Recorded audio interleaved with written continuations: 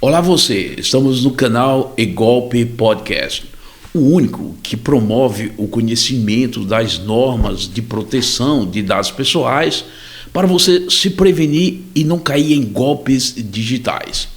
Assim, em necessário complemento, o canal E-Golpe Podcast lança a série Quem Quer Ser Bancário? Pois acreditamos que, se o cliente bancário conhecer melhor o funcionamento dos produtos bancários e a prestação de serviços bancários, que estão ficando cada vez mais sofisticados e complexos, e isso vai ajudá-lo a se proteger dos golpistas, dos meliantes, delinquentes digitais. Mais que isso, a série de cursos Quem Quer Ser Bancário também é indicada para aquele que deseja ser um autêntico bancário, se preparar melhor para disputar uma vaga de emprego bancário. Vamos ao curso. Regulação bancária no Brasil. Esse é o assunto, é o nosso curso. Após a conclusão desse fascinante assunto, você saberá identificar de quem é a competência para regulamentação e supervisão do sistema bancário e demais instituições financeiras, e se há, de fato, realmente um interesse público na intervenção estatal na área bancária, e se essa regulamentação preventiva é ou deveria ser uma função clássica, uma função exclusiva do Banco Central do Brasil. Você vai, inclusive, conseguir discutir o porquê o Estado precisa regulamentar e fiscalizar fortemente os negócios da indústria bancária. Saberá como a regulação bancária visa alcançar a rigidez, a segurança, a confiança e a estabilidade do sistema financeiro. O curso tem por objetivo contribuir para o aprimoramento daquele que quer ser bancário e os que já são bancários, mas que ainda não estão familiarizados com o tema regulação bancária. Quase todas as informações e interpretações ora expostas aqui são, na sua quase totalidade, consensuais entre os autores consultados. Então vamos lá. Nosso sistema financeiro nacional tem na sua composição estrutural tanto órgãos regulatórios quanto de fiscalização. Em 31 de 12 de 1964, com a promulgação da lei de número 4.595, conhecida como a Lei de Reforma Bancária, criou-se com essa lei o Conselho Monetário Nacional, que é o CMN, e criou-se também o Banco Central do Brasil, além da Comissão de Valores Mobiliários, a CVM, entre outras instituições. O Conselho Monetário Nacional integra o sistema financeiro nacional. É órgão ligado ao Poder Executivo Federal. É o principal órgão normativo do sistema. É o órgão deliberativo máximo do sistema financeiro nacional e está inserido na estrutura do Ministério da Fazenda, com a função de formular a política da moeda, do crédito, política cambial e zelar pela liquidez e solvência das instituições financeiras e também disciplinar as demais instituições integrantes do sistema. Enquanto o Banco Central e a CVM são autarquias federais, mas o nosso foco no presente curso é centrado no papel normativo do Banco Central, papel de fazer normas, quanto à função de regulação bancária também é o nosso foco.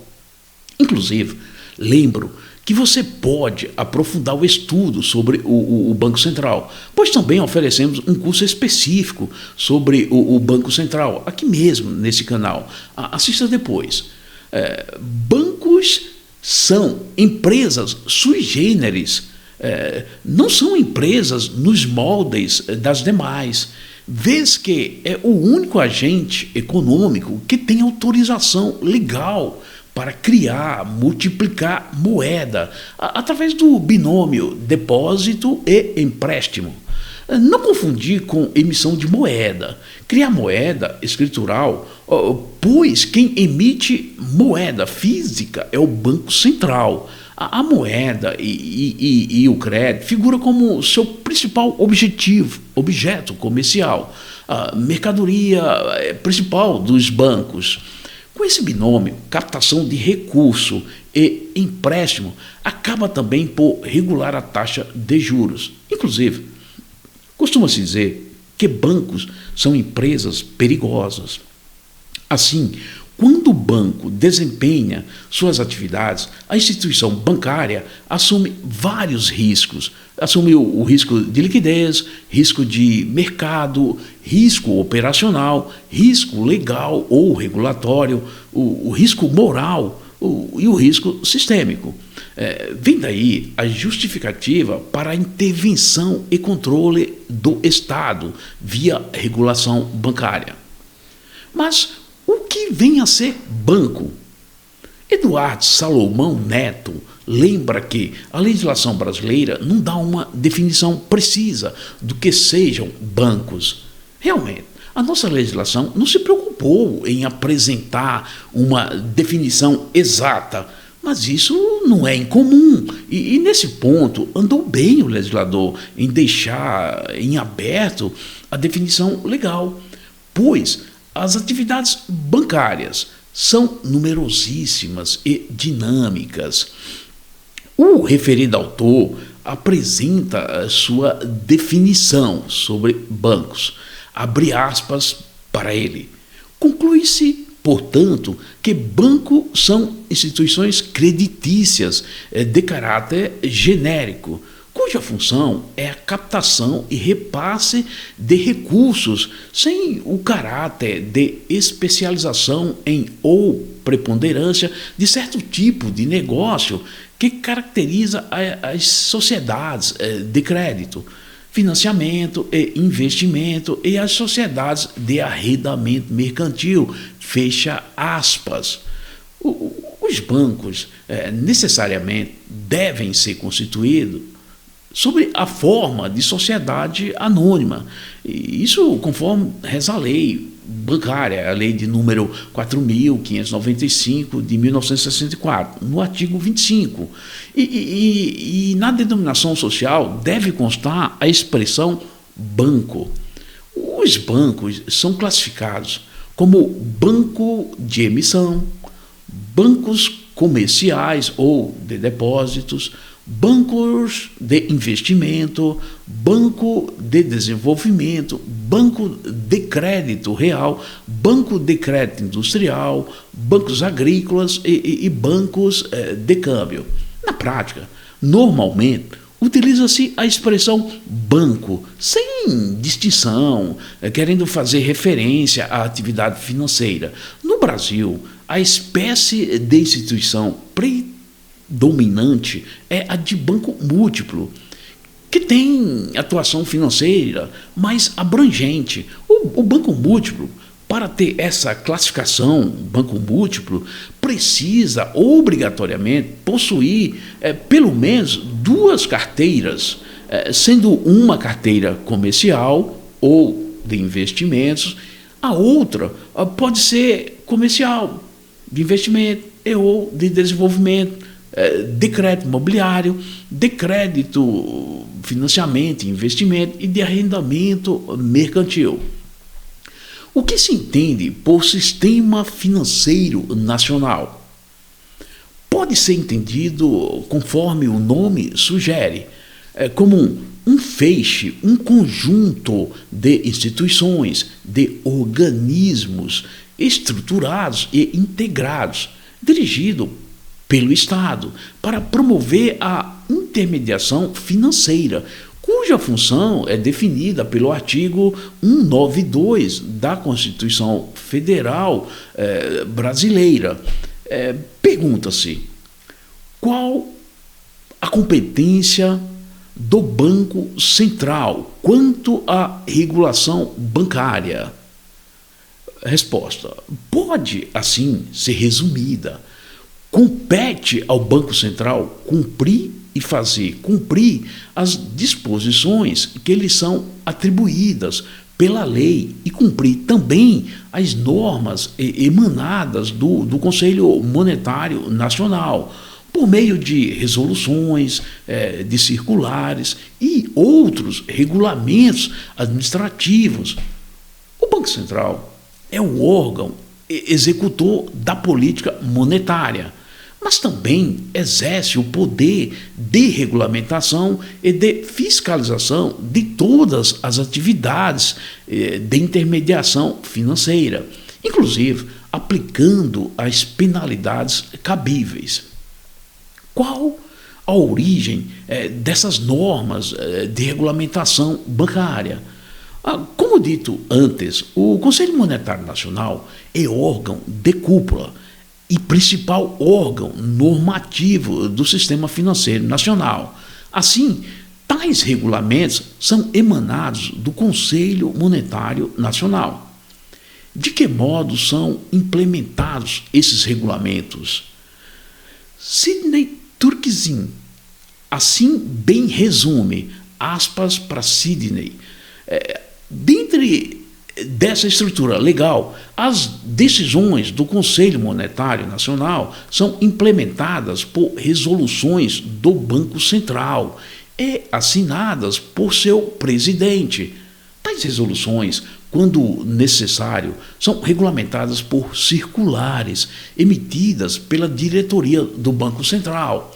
Os aspectos operacionais das resoluções e das circulares, por sua vez, são disciplinados por cartas circulares e por comunicados de responsabilidade dos diversos departamentos do Banco Central. O arsenal normativo disponível é completado por ordens de serviço destinadas a disciplinar procedimentos relacionados com a execução de serviços específicos, fecha aspas para Sidney. A propósito, tais atos normativos são leis ou meros regulamentos administrativos? O poder regulamentar que tem a administração pública de editar regulamentos funciona como norma complementar à lei, de modo a facilitar a aplicação da própria lei. Mas não pode inovar sob pena de cometer abuso de poder regulamentar. Então, lei não é. Os atos normativos editados pelo Banco Central e CVM são regulamentos administrativos. Contudo, esse poder é legítimo nos termos da Lei 8.392/91. Assim sendo, no Brasil, quem regula as atividades das instituições financeiras? Pergunta. Resposta. Embora já esclarecido, mas para melhor fixação, repiso, são exercidas pelo Conselho Monetário Nacional por intermédio do Banco Central do Brasil, baseado no exercício de um poder geral, que é o poder de polícia do Banco Central. Mas o que vem a ser o poder de polícia?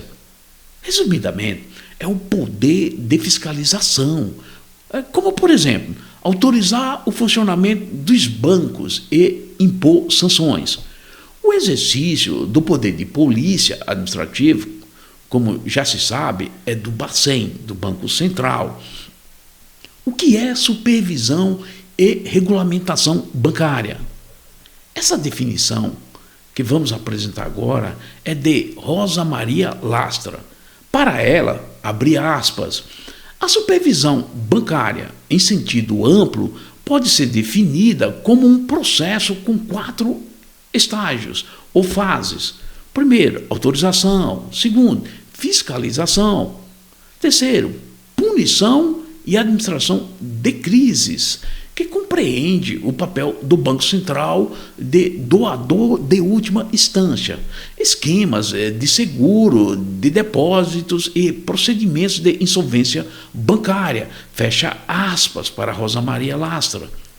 Prossegue a mesma autora, abre aspas. A regulamentação bancária pode ser definida como o estabelecimento de regras, incluindo atos do Legislativo, Congresso ou Parlamento, e instrumentos ou regras emanadas de autoridades delegadas em nível nacional. Tais autoridades delegadas estão no governo, através do Ministério das Finanças ou Tesouro, o Banco Central e outras agências reguladoras de bancos. A regulamentação bancária também pode envolver regras emanadas de organizações autorreguladas ou clubes privados, como a Associação dos Bancos Cooperativos. Fecha aspas. Em que consiste a fase de autorização? Para exercer suas atividades, os bancos precisam de prévia autorização estatal, em função da exigência de capital mínimo e idoneidade financeira e boa reputação. Em que consiste a fase de fiscalização? É a supervisão prudencial, referente à monitoração quanto à solidez e liquidez do banco. E em que consiste a fase de punição?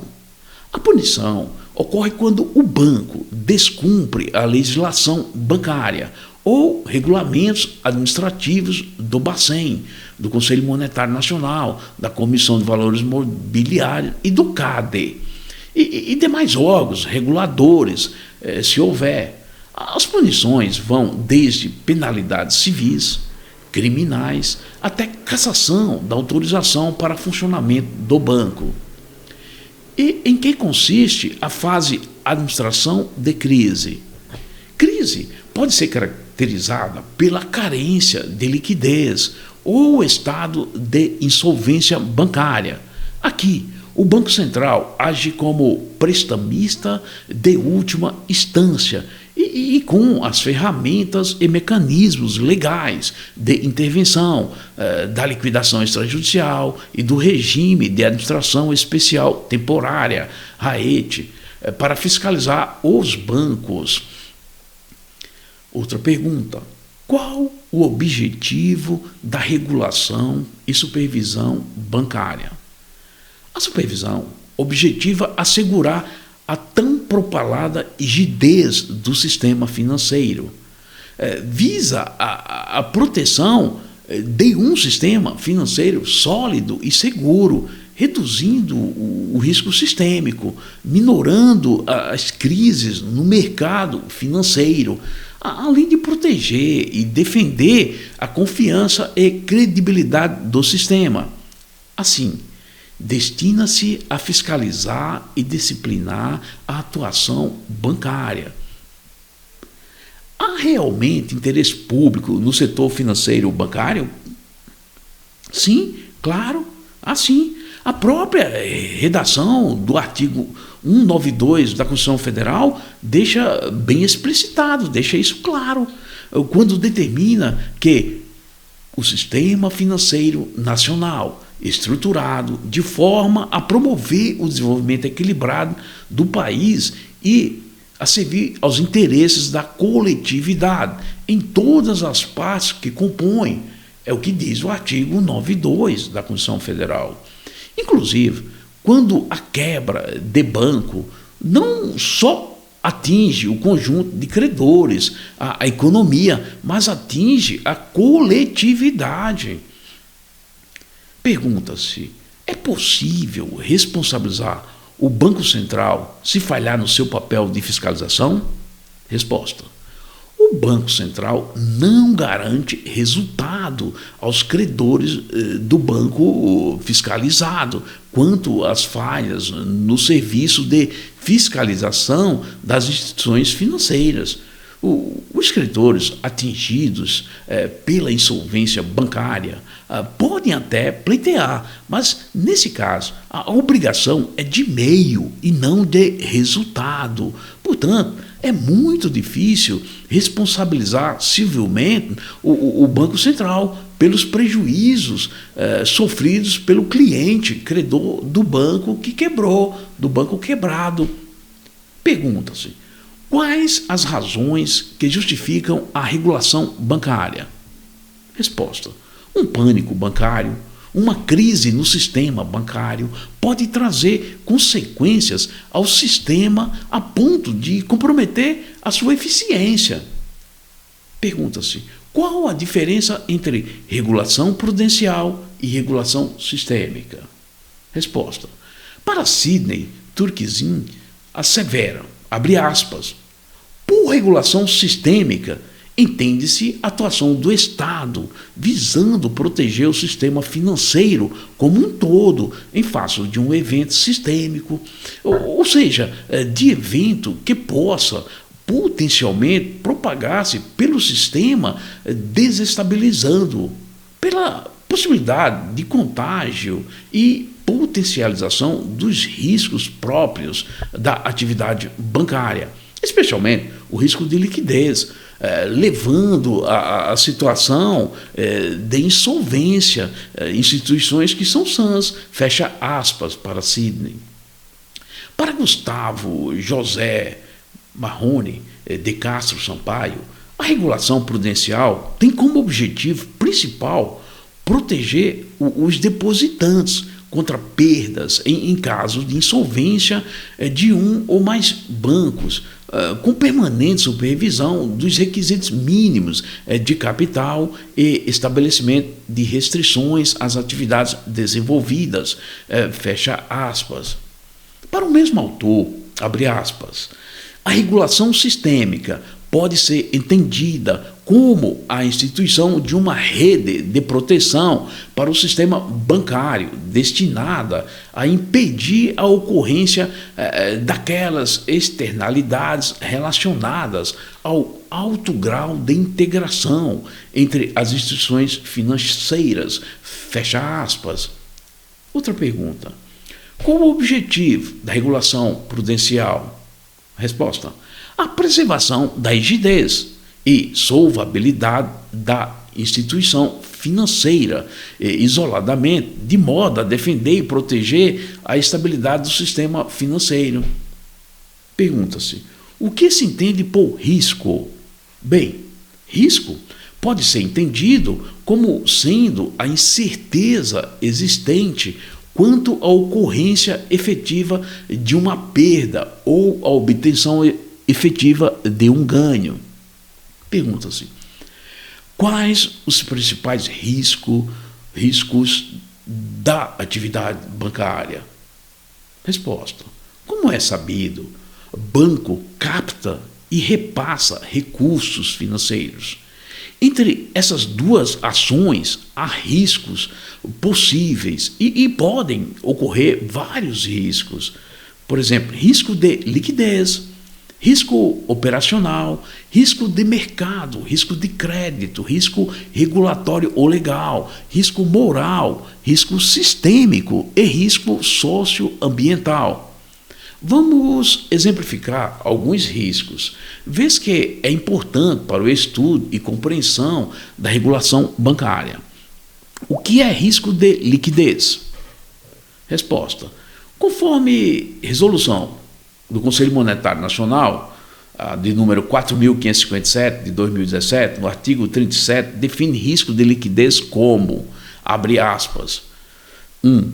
A possibilidade de a instituição não ser capaz de honrar eficientemente suas obrigações esperadas e inesperadas, correntes e futuras, incluindo as decorrentes de vinculação de garantias, sem afetar suas operações diárias e sem incorrer em perdas significativas. 2. A possibilidade de a instituição não conseguir negociar a preço de mercado uma posição devido ao seu tamanho elevado em relação ao volume normalmente transacionado ou em razão de alguma descontinuidade de mercado. Fecha aspas. Pergunta: o que é risco operacional? A mesma resolução que acabamos de falar, do artigo 32, define como, abre aspas, a possibilidade da ocorrência de perdas resultantes de eventos externos ou de falha, deficiência ou inadequação de processos internos, pessoas ou sistemas, fecha aspas. E fornece alguns eventos caracterizadores, tipo as fraudes internas e externas, demandas trabalhistas, práticas inadequadas, falhas em sistema de tecnologia da informação, falhas na execução, cumprimento de prazos e gerenciamento das atividades bancárias. Pergunta: o que é risco de mercado?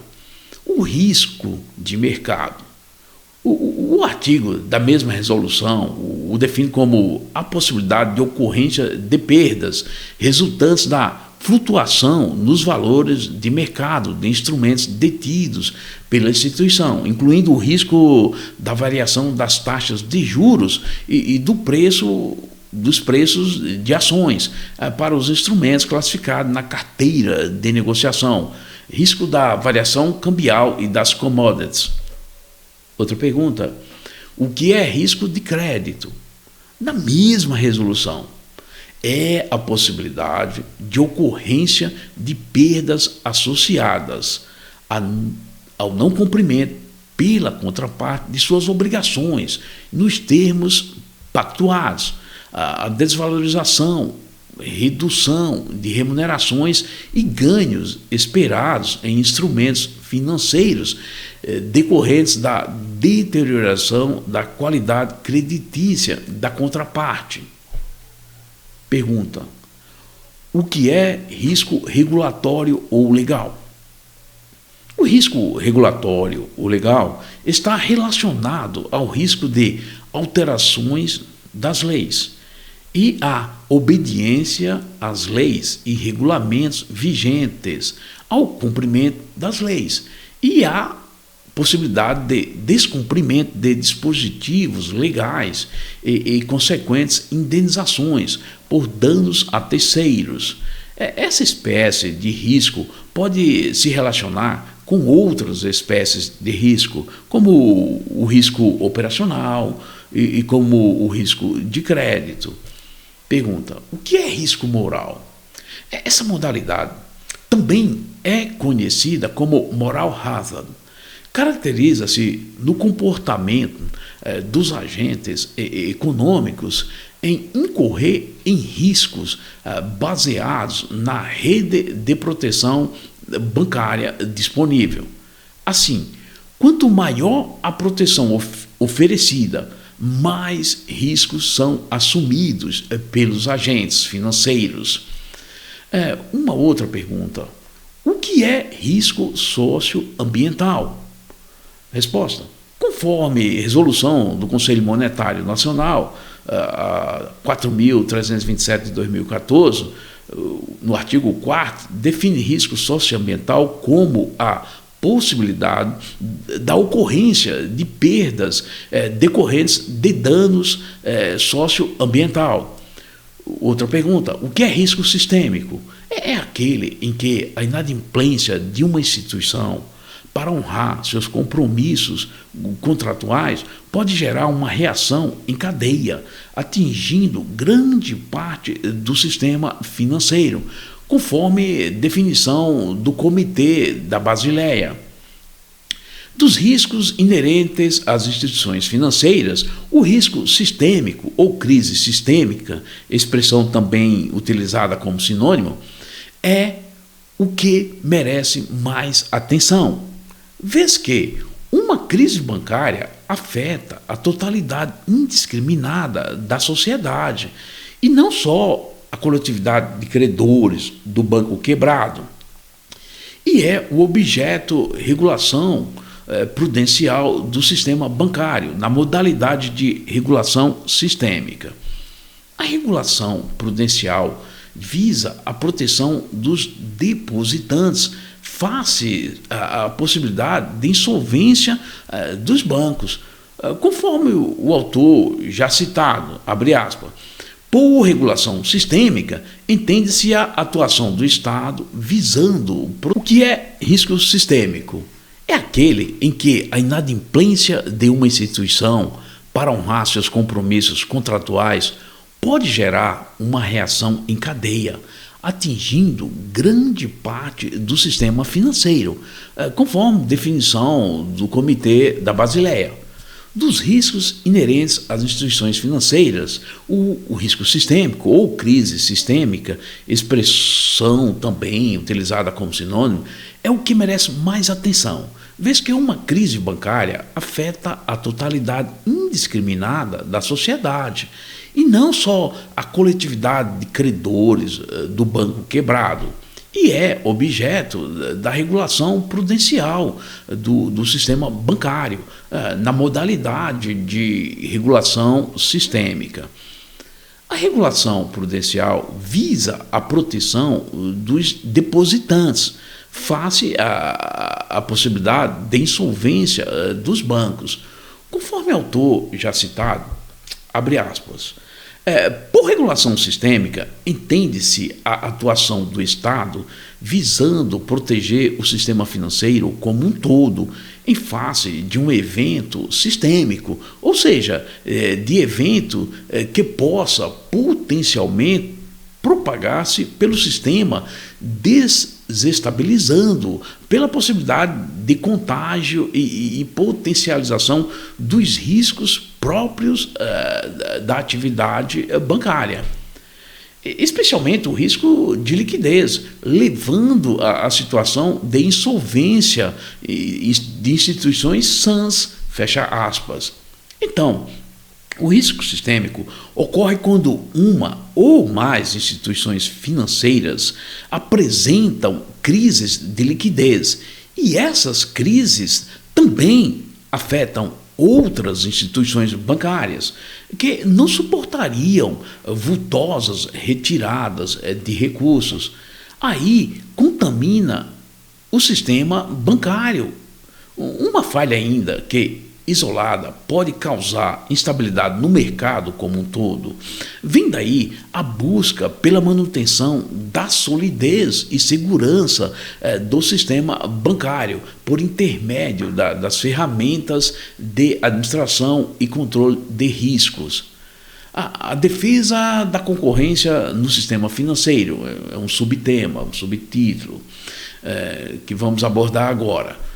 Pergunta: quem tem a competência para atuar na defesa da concorrência no sistema financeiro nacional? O CAD ou o Bacen? Atualmente, ainda persiste um conflito de competência entre o CAD é o Conselho Administrativo de Defesa Econômica, e o Banco Central do Brasil, Bacen. Como se sabe, a competência para analisar os atos de concentração com potencial de afetar a solidez do sistema financeiro é do Bacen, do Banco Central, conforme a própria lei, a lei de número 4.595 de 64, no artigo 10, que diz: compete privativamente ao Banco Central do Brasil, inciso 9, exercer a fiscalização das instituições financeiras e aplicar as penalidades previstas. E no inciso seguinte diz: conceder autorização às instituições financeiras a fim de que possam ser transformadas, fundidas, incorporadas ou encampadas, alienar ou, por qualquer outra forma, transferir o controle acionário. Já no artigo 18, parágrafo 2º, o Banco Central do Brasil, no exercício da fiscalização que lhe compete, regulará as condições de concorrência entre instituições financeiras, coibindo-lhes os abusos com a aplicação da pena nos termos dessa lei. Ora, então, por que o CAD, o Conselho de Defesa Econômica, entende ser ele o órgão competente também quando se trata de concentração de instituições financeiras? É uma pergunta. A resposta: o CAD, logo no início da década de 90, numa nova leitura e interpretação da lei antitrust e da lei 4.595, da reforma bancária, concluiu ser ele o órgão competente para apreciar os atos de concentração bancária também. Este embate foi parar na Justiça e, por enquanto, a decisão permite aos dois, tanto ao Banco Central quanto ao CAD, a competência para atuar na defesa da concorrência do sistema financeiro nacional, quando se tratar de concentração de instituições financeiras. A lei antitrust que instituiu o CAD é a lei de número 8.884, de 1994, que estabelece a prevenção e repressão de práticas anticompetitivas entre os agentes econômicos. Chegamos ao final de mais um vídeo. Se realmente você gostou, e esperamos que você tenha gostado desse conteúdo e que as informações desse vídeo tenham sido úteis para você, e se de fato foi útil, deixe seu like, se inscreva e compartilhe. Até o próximo vídeo.